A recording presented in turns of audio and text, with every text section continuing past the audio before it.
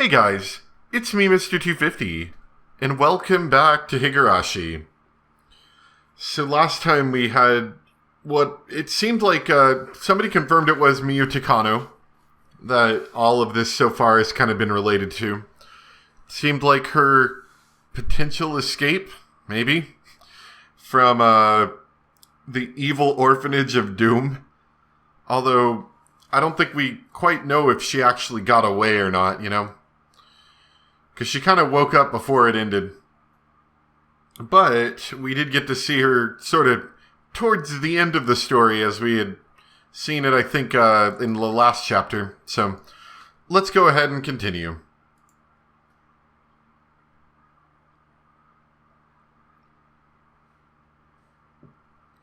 So, it does not look like I have my audio. Let me change that real quick.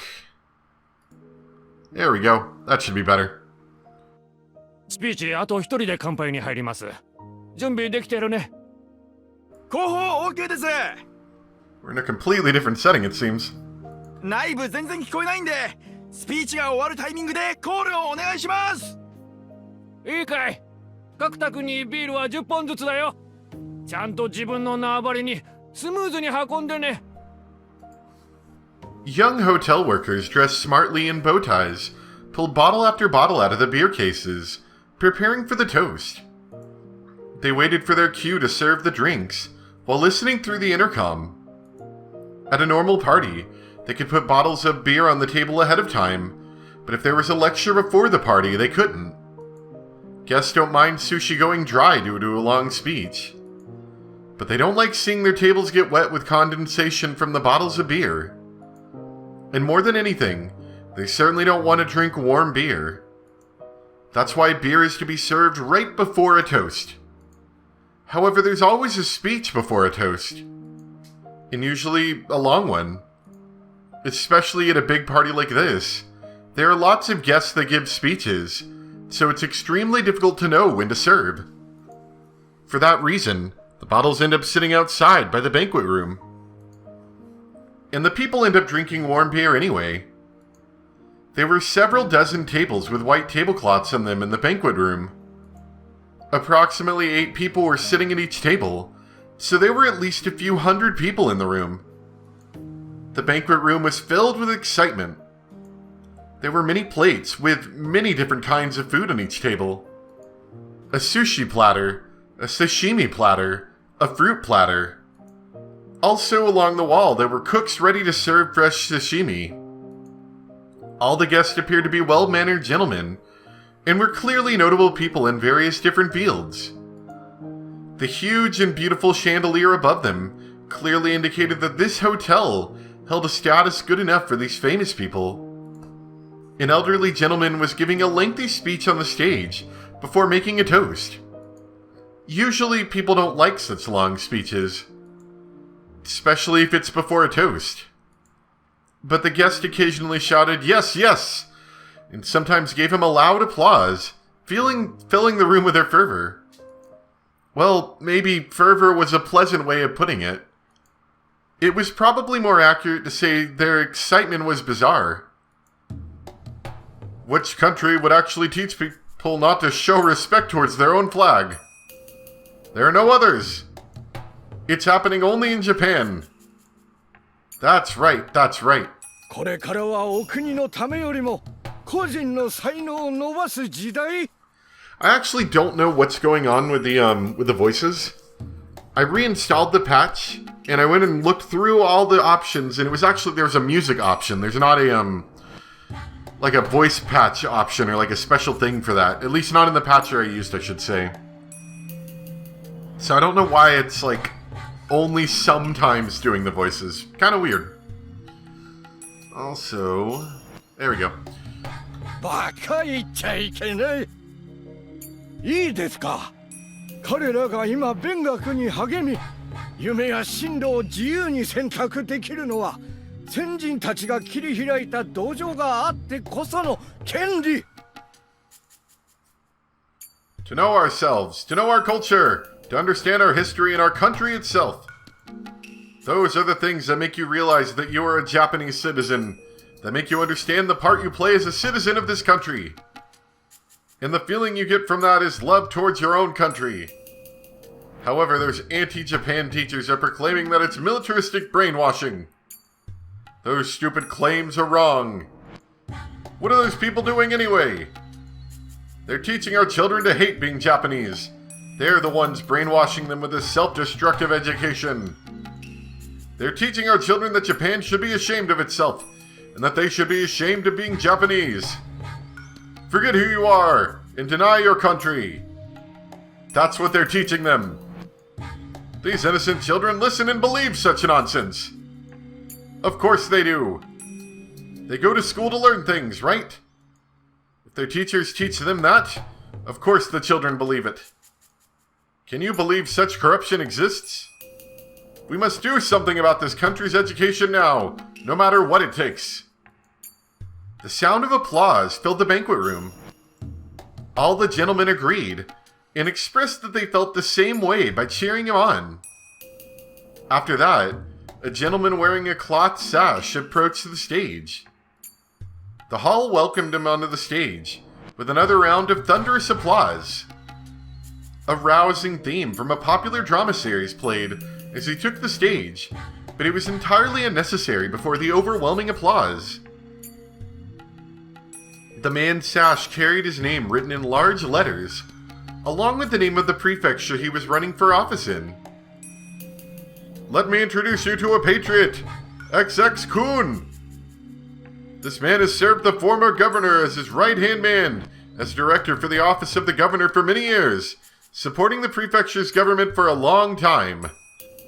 Since the previous governors decided to retire, he was appointed as the next governor. Unfortunately, we have those anti-Japan teachers in our prefecture. While they proclaim freedom of education and freedom of thought, they're shamelessly forcing an anti-Japan education down on our children. They don't teach real history. They teach our children that everything was Japan's fault. They don't even mention the true purpose of the Great East Asia Crow Prosperity Spear, or all those who fought to save Asian peoples from Western control. They don't even talk about how many Asian countries were actually Western colonies before Japan stood up for our freedom during the war. Our country has recovered amazingly since then, yet our children don't know any of that, because those teachers don't teach them. How truly, truly sad. I can't stand the fact that those anti-Japan teachers are actually teaching our children, alongside those teachers who take teaching seriously. They are insulting our educational institutions. I will become a governor and get rid of those teachers. I will straighten out our education system and make sure our children will grow up to be decent young people who can carry on Japan's future. He, XX Kun, announces his candidacy for the next year's prefectural governorship. We appreciate your support for him. I promise I will straighten out Japan's education system. Thank you for your support. Again, the banquet room filled with applause. The man was receiving a standing ovation. I need to explain a bit about this banquet before you misunderstand. It wasn't the conference of a political association or a lecture by a political candidate. It was hard to believe, but this was nothing more than a meeting of a college alumni association.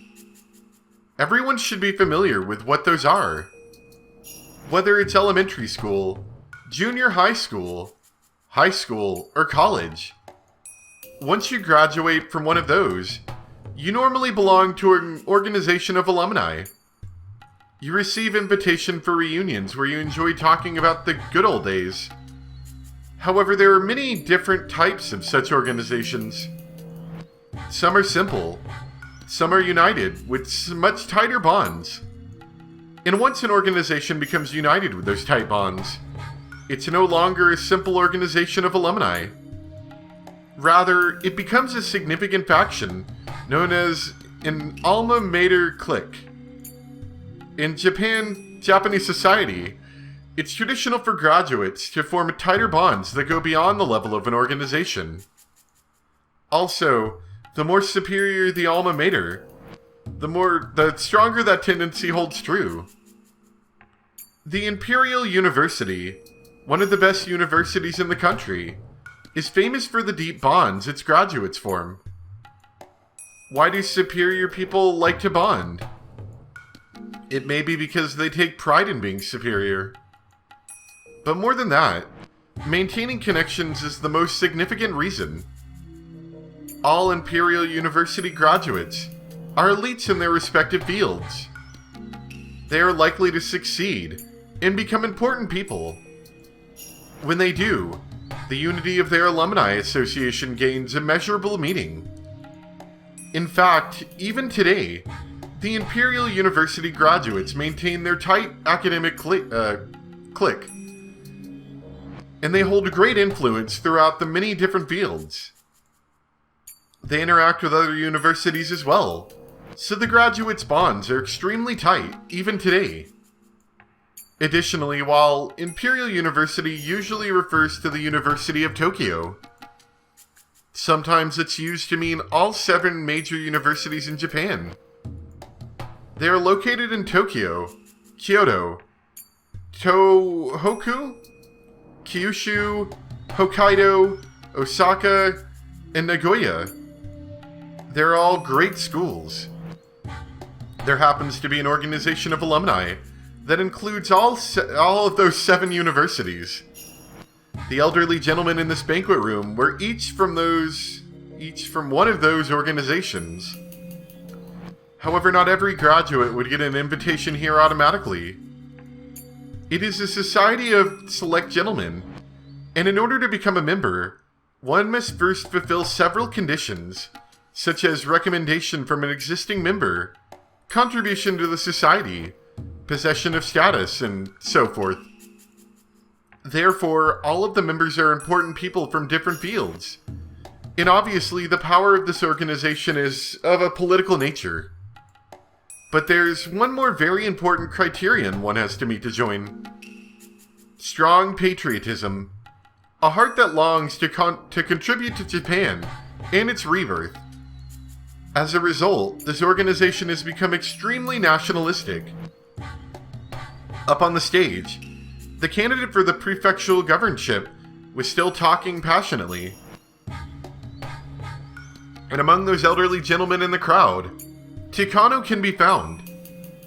Takano seemed used to this kind of conference, and seemed unsurprised at anything that was said. But at the same time, she looked rather fed up with it. As she was in attendance, she must have been one of their members, which meant she possessed not only an extremely excellent academic background, but that the older gentleman here had acknowledged her equivalent contributions to society, and that she possessed strong patriotism. However, her academic background was the only qualification she had met to join. She was only able to join as a special case because of her connections. She didn't even hold prejudiced ideas like the other members did. So why was she here today? Probably because of the same reason as the man giving a speech up on the stage. The man on the stage didn't actually have prejudiced ideas, much like Takano. He only prepared a speech that he knew the guest would like. Politicians only want votes. Each and every person has a vote, but appealing to each one of them takes too long. So the most efficient way is to appeal to organizations with a unified idea and a unified will.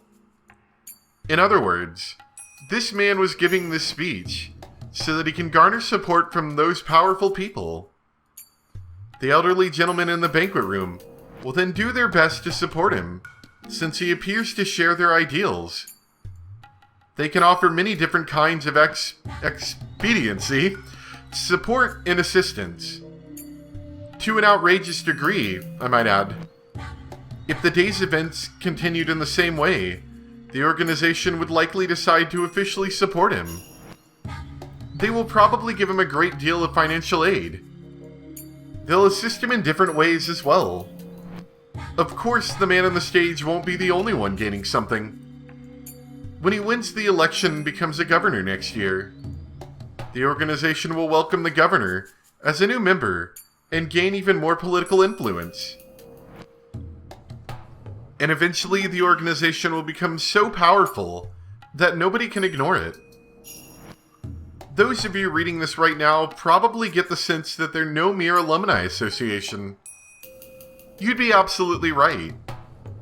After reaching this level, they were a fine syndicate. No, they would be a secret society if the group wasn't so open about its activities. Now, I'm sure some of you readers are brushing this off, thinking there's no way that such a suspicious organization could exist in Japan. But everything I've explained is entirely true. There are several such influential groups and organizations within our society, and you need to understand that they hold powerful political clout and influence our national policies. Some are alma mater cliques like the one I've described above. Others are scientific societies serving different parties, industrial groups, advisory committees, religious organizations, community service groups, and so forth. Also, there are right wings and left wings, the hawk and the dove. I won't go listing their specific names here. Yet, you've probably read them every now and then in your average newspaper. In Japan, the terms for such forces aren't very common. Most of you readers probably think of a suspicious organization wearing white hoods when you hear the phrase secret society and laugh it off. But unfortunately, that's a huge mistake. In America, where there's far more territory and citizens, there's way more groups like that. And they possess such vast influence that ignoring them is impossible. So the terms they use for such forces don't apply to those on the scale of the syndicate. Sometimes people say that such groups have more power than the White House, and they are referred to as the shadow government. Even here in Japan, we had a shadow government before the war, our Zaibatsu. After we lost the war, the GHQ dismantled those blocks, but 40 years have passed since then. There's no guarantee our country hasn't given birth to another shadow government, given how good we are at collusion, groundwork, and backroom deals. Mio Takano was, in fact, attending a conference of such a shadow government.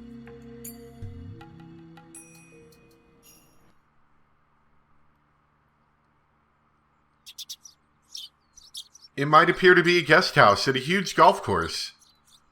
There were no golfers in sight, but by appearances, that must be it. But appearances can be deceiving. This wasn't a golf course, but a huge backyard. The guest house was, in fact, a very stylish mansion. Normal people would be surprised to learn that this was a private residence. The interior of the building was as lavish as the exterior. There were beautiful carpets on every floor, expensive-looking decorations on the wall, and expensive-looking bottles of alcohol on the shelves. That's the kind of room Takano was in. There was a knock at the door, and an old man in a wheelchair and a young woman pushing it entered. As Takano stood up to bow, the old man stopped her by raising his right hand. 畳んでも久しぶりだのう。いつでも遊びに来なさいと言っとるのに。そのお言葉だけで光栄ですわ、小泉先生。The old man sat down on the sofa, with assistance from the woman. He was very old. His face was covered in wrinkles, and he could hardly do anything on his own. Even so, he still held a great deal of power and influence. 相変わらずお盛んですわね。首筋、口紅がついておりますわよ。ほっ、それ本当かね。やれやれ、これはお恥ずかしいの。There was no lipstick on his neck. The woman who was helping him with his wheelchair was too beautiful to be a mere helper, so Takano had suspected something. As it turned out, her guess was correct. although he was so old that he could die the next day. He wanted to stay sexually active until the very... sexually active until the very end. Even the Grim Reaper would think that's just absurd. ミオちゃんもいつの間にかすっかり美人さんに成長したの。いつまでも小さいと思っとったらいつの間にの。ご冗談を。本当にそう思われていたら、私のお尻を撫でようなんてなさいませんわ。老い先短い年寄りに触らせても減るもんではないに。私よりももっと柔らかいお尻を散々撫でておいでのくせに。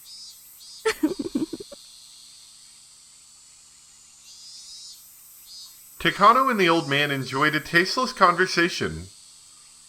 They'd clearly known each other a long time, and were very close. The young woman came back in to serve tea. After she left, the old man started to speak. しかし、ミオちゃんは本当に立派な子だの。高野くんもこれほど立派に育ってくれて、きっとあの世で鼻高々だろうな。そうであればいいのですが、祖父の偉業には私など足元にも及びません。高野くんもいろいろと運がなかった。時代にも恵まれんかった。もし何もない時代に研究をしておったなら、あんたに引き継がせることもなく見事研究を完成させておっただろうの。ですが、そういう時代だったからこそ、皮肉にも祖父はひなみ沢症候群の存在に気づくことができました。The world today is in the nuclear era, with America and the Soviet Union glaring at each other over mounds of nuclear stockpiles. It takes nukes to have authority as a major power. Yet we forever abandon our nukes, thanks to our 3 anti-nuclear principles. In this age, we are now a nation without nukes. How deplorable. In the middle of the 20th century, despite rising tensions between East and West, there was a temporary peace known as the Cold War, brought by a balance of nuclear weapons pointed at one another. Permanent memberships in the United Nations were monopolized by nations with nuclear arms. They secured their predominance with nuclear weapons, bound the world with nuclear non-proliferation treaties, eternally barring non-nuclear nations from the world stage. For Japan to become a nation that can compete with the world, it must develop nuclear arms, or something as powerful. That's what some people believed, at least. Realistically, Japan will never arm itself with nuclear weapons. I know. The citizens wouldn't accept it. Even if the government ignored their opinions and armed itself with nuclear weapons, it wouldn't work. By abandoning nuclear weaponry, Japan gained the deterrent power of the United States. Though some people thought the only way for Japan to become equal to the United States would be to get nuclear arms of their own. And I'm tired of saying the word nuclear. Nuclear. But realistically, that was impossible. Even if Japan armed itself with nuclear weapons, that wouldn't automatically let Japan join the great powers. Takano and the old man discussed the balance of nuclear power in the world. Eventually, the sound of the cuckoo clock reminded them to return to the main subject at hand. The old man pointed to the attache. How do you say that? I've never actually known how to say that. Hold on. Attaché. Attaché. I like the accent on that. Attaché. Attaché. The old man pointed to the attaché case that had been sitting next to Takano. Takano nodded once, opened it up, and removed the contents. I don't even know what that means. Hold on. Short for attaché case. Okay. Small rectangular case used for carrying documents. Okay. That'd just be a briefcase? There were brand new bills packed in it. How much was actually in there? A bundle of brand new 1,000,000 yen bills is 1 centimeter. So there must have been at least enough to make up 8 digits. There were also 2 more attaché cases by her side. However, neither Takano nor the old man were surprised at all. Takano closed the attaché case and bowed. ありがとうございます、先生。このご恩は忘れません。金は人生の長い若者が持つべきだの。年寄りがあの世まで持っていくもんじゃない。金はあるだけものを言うが、現金はさらにものを言う。大事に使いなさい。もちろんですわ。祖父の夢を実現するためだけに使います。高野くんが羨ましいの。良いお孫さんを持たれた。きっとあの世であんたを自慢しているだろうの。まだ自慢されるようなことは何もしていません。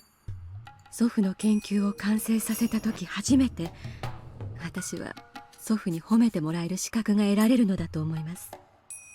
本当に羨ましい。うちのせがれたちは全然ダメだ。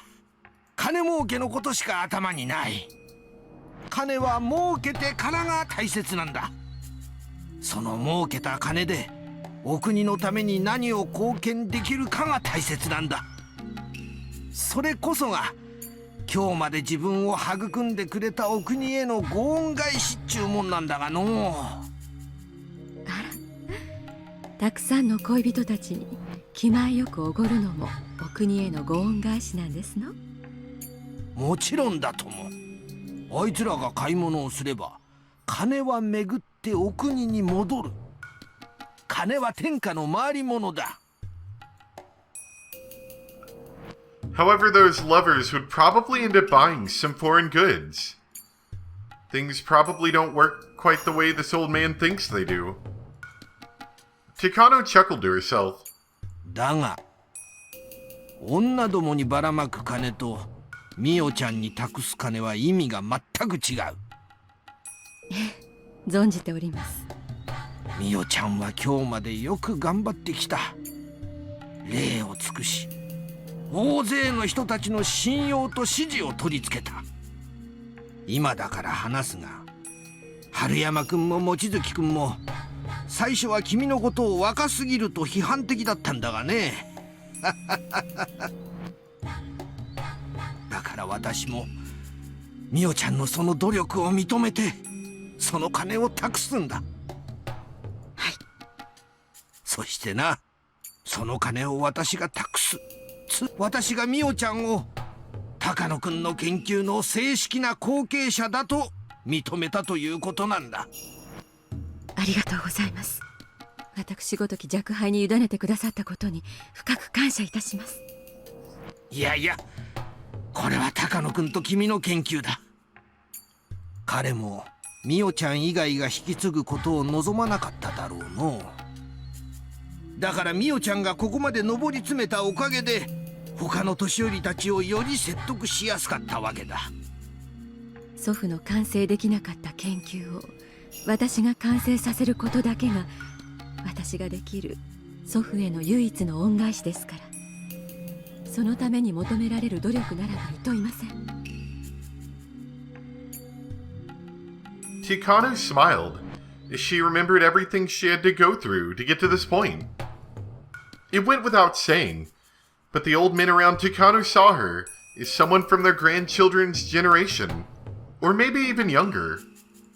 Just how much trouble did Takano have to endure in order to gain the trust of those with such a large generation gap?